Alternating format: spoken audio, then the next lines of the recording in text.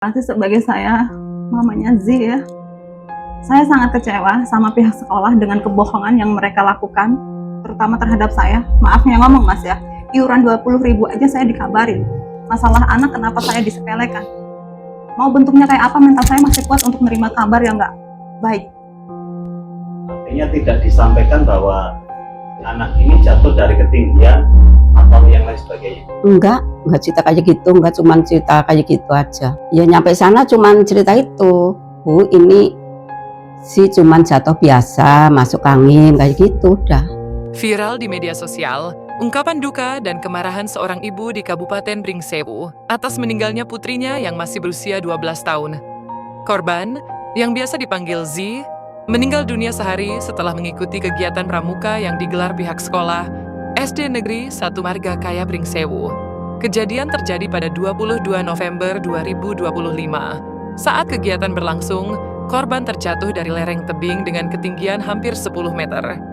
Lokasinya hanya berjarak beberapa ratus meter dari lingkungan sekolah. Di sini adalah lokasi di mana jatuhnya Z dari tebing ataupun lereng gunung. Pak Wahyu bisa diceritakan bagaimana kronologi yang Bapak ketahui terkait dengan jatuhnya Z di sini?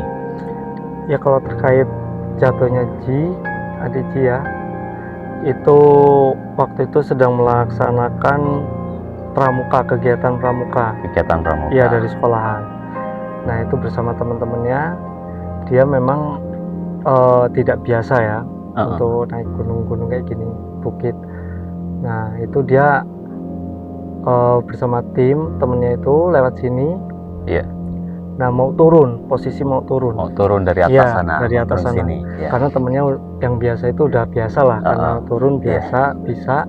Nah temen itu anak saya itu sama temennya gandengan. Iya. Nah begitu turun dia posisi itu ngebelandang, itu langsung natap ke sini. Jatuh di sini. Iya. Iya. Di pondasi ini. Bisa ditunjukkan lokasi yang tepatnya biar agak sedikit jelas ya. Bisa kita lihat ya lokasinya. Seterjal ini untuk anak kecil, artinya kalau memang mungkin dengan pengawasan yang ketat dari pihak sekolah ataupun pihak pembina daripada kegiatan tersebut tidak akan terjadi hal-hal yang tidak diinginkan. Tapi pada kenyataannya ini tempat yang seterjal ini untuk melaksanakan kegiatan tersebut dirasa cukup membahayakan, iya, Pak ya. Betul. Oke, jadi membahayakan. Ini kalau kita prediksi ini berapa meter ketinggian perkiraan? Ya kurang lebihnya Iya. 10 meter ada. Dugaan kelalaian mencuat setelah terungkap bahwa kegiatan dengan puluhan siswa itu hanya diawasi 6 guru pembimbing. Minimnya pengawasan membuat kondisi siswa tidak terpantau maksimal. Terlebih lokasi berada dekat perbukitan yang berbahaya untuk anak-anak seusia itu. Lokasi tempat kejadian dengan titik 2 itu jaraknya berapa meter? Lokasi titik 2 dengan kejadian nih? Lokasi titik 2 itu, kalau titik 1 kan posko pertama, titik 2 posko kedua. Posko kedua. Kejadiannya bukan di titik itu, udah di sana. Berarti kan luput dari pantauan. Iya, nggak kelihatan lah, karena kita kan nggak tahu kan itu dari situ semua, kirain jatuhnya di titik sebelah sini karena udah dilewatin jalan, bukan itu jalan nggak rute itu enggak. Satu lagi Pak, artinya Bapak kan selaku pembina. Dalam hal ini pembina apa Pak? Ya maksudnya kita seluruh kegiatan kan kita sering berbagi untuk kegiatan dari mulai perpisahan sekolah, dari ayam ataupun apa, kita kan semua itu dari pramuka, pokoknya semua kegiatan itu tadinya itu kita ikut bantu gitu. Artinya Bapak juga guru di sini? Bukan, kita hanya membantu. Membantu. Kalau saya yang sebenarnya. Kalau untuk sertifikat yang seharusnya dimiliki untuk seorang pembina pramuka itu ada nggak? Ada dari KPG. KPG itu mana? Pramuka, dasar kepramukaan. Yang mengeluarkan? Gugus depan. Yang mengeluarkan? Dari dinas kayaknya. Oh dari dinas ya? Dari Kuaran. Oh dari Kuaran.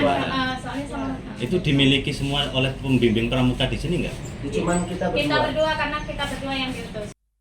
Ibu korban, Nia, mengaku telah berulang kali mewanti-wanti pihak sekolah agar putrinya tidak diikut sertakan dalam kegiatan luar kelas, termasuk kegiatan pramuka.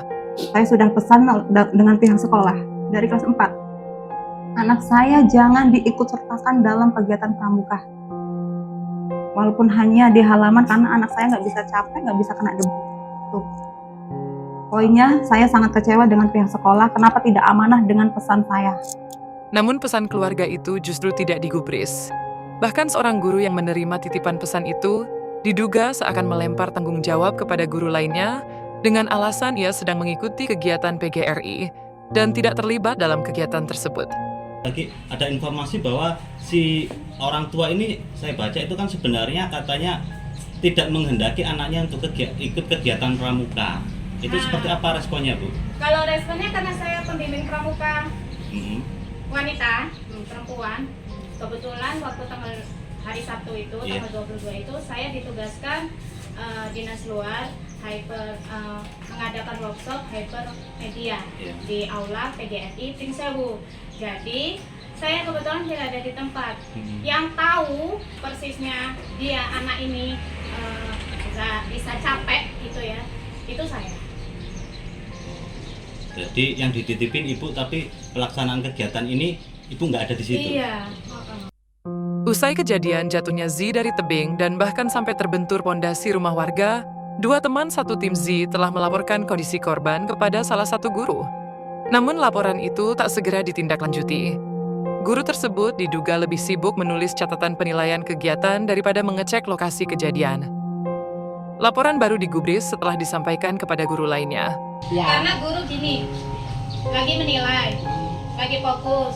Pak, iya tunggu nanti dulu. Kan seperti itu sih, Pak. Kekecewaan keluarga semakin memuncak ketika pihak sekolah dinilai tidak tanggap dan kurang transparan. Hasil pemeriksaan medis dari klinik kesehatan setempat tidak disampaikan secara jelas kepada keluarga korban saat mendatangi Z yang diperiksa di klinik tersebut. Pihak sekolah bahkan hanya menyebut korban terpleset karena lemas dan tidak sarapan. 1 hari setelah kejadian, kondisi Z memburuk. Ia pingsan di rumah. Meski pihak keluarga sempat menghubungi guru untuk mengonfirmasi seperti apa sebenarnya kejadian yang menimpa Z, tidak ada respons apapun. Keluarga melarikan korban ke rumah sakit Mitra Husada, namun nyawanya tidak tertolong. Kabar ini langsung menyebar luas dan memicu gelombang reaksi publik. Publik juga menilai, jika kejadian tersebut disampaikan secara jujur dan terbuka oleh pihak sekolah, maka penanganan yang tepat dan intensif bisa segera diberikan, tidak hanya sebatas dibawa ke klinik saja. Peristiwa ini kembali mengingatkan pentingnya standar keselamatan dalam setiap kegiatan sekolah. Publik kini mendesak pihak sekolah, guru pembimbing, hingga dinas pendidikan setempat untuk memberikan penjelasan terbuka dan bertanggung jawab atas peristiwa yang merenggut nyawa seorang siswi kelas 6 ini. Keluarga korban berharap kejadian ini tidak ditutup-tutupi. Mereka menuntut keadilan, sekaligus mendesak agar kasus ini menjadi pelajaran bagi semua pihak bahwa keselamatan siswa bukan formalitas, melainkan kewajiban mutlak dalam dunia pendidikan. Kenapa saya nggak dikabari? Sampai saya meyakinkan keluarga saya sendiri bahwa anak saya jatuh dari tebing. Itu susah luar biasa loh, Mas. Harapan saya, semoga pendamping Kepsek yang memang dia ngeyel sama saya, gimana caranya dapat sanksi dan keadilan. Saya udah hilang nyawa, Mas. Ini hidup saya loh, Mas. Saya berjuang mati-matian semuanya. Intinya dia jiwa raga saya. Ini masalah nyawa jangan disepelein. Kedepan jangan buat main-mainan lah. Jangan sampai ada Zizi yang lain kayak anak saya. Harus ada pengawasan ketat daripada kegiatan yang emang keluar kelas. Jangan hanya gara-gara maaf yang ngomong, demi nilai. Enggak, saya nggak menuntut anak saya untuk pintar, Mas. Tapi berakhlak yang mulia. Tanggung jawab moral dan administratif juga melekat pada pihak sekolah.